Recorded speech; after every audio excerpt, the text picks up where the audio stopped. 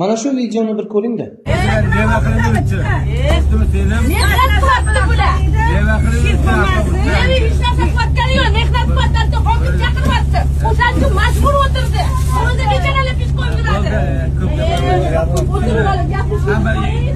Javob berish kerak.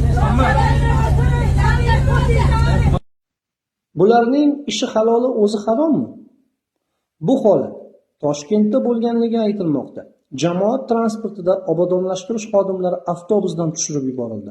Nima uchun biz bular bilan bitta avtobusda yurishga erinamiz? Nima uchun jirkiymiz? Nima uchun ularni xohlamaymiz? Axir ko'chalarimizning obodligi, shahrimizning obodligiga hissa qo'shayotgan obodonlashtirish xodimlari eng og'ir kasbni ishlab turib, bizning toza va ozoda ko'chalarda yurishimizga hissa qo'shayotgan bu xodimlarning ishi kerak-u, o'zi kerak emasmi? Shu savolni hech o'zingizga berganmisiz? Hurmatli madaniyatli insonlar. Biz tushlik bo'lishi bilan kimgadir qo'ng'iroq qilamiz. Bugun falon restoranga bormaymizmi? Ovqati zo'r ekan, bir o'sha ovqatdan yeb kelaylik degan fikrni aytamiz. Ammo bu insonlar tushlik payti berilayotgan ovqatda bir parchagina go'sht bo'lsaydi deya xayol qilishadi. Siz shuni bilasizmi? Bularning topayotgan pulida mehr bor. Bularning topayotgan pulida sabr bor. Bularning topayotgan pulida xayr bor. Bularning topayotgan pulida baraka bor.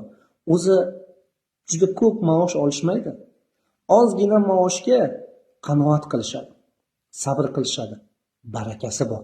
Obodonlashtirish xodimlari bilan bir dasturxonda o'tirishga erinadigan insonlar bor.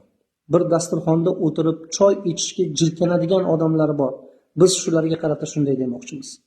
Siz bir kun shularning o'rnida ishlab ko'ring, qani ishlay olasizmi? Siz nima deb o'ylaysiz? Obodonlashtirish xodimlariga nisbatan qilingan bu ish to'g'rimi yoki noto'g'rimi? Fikringizni kommentariyada qoldirishingiz mumkin. Bu biz uchun juda muhim. Kanalga obuna bo'ling, videoga like bosing. Eng saralari, eng zo'rlari hali oldinda.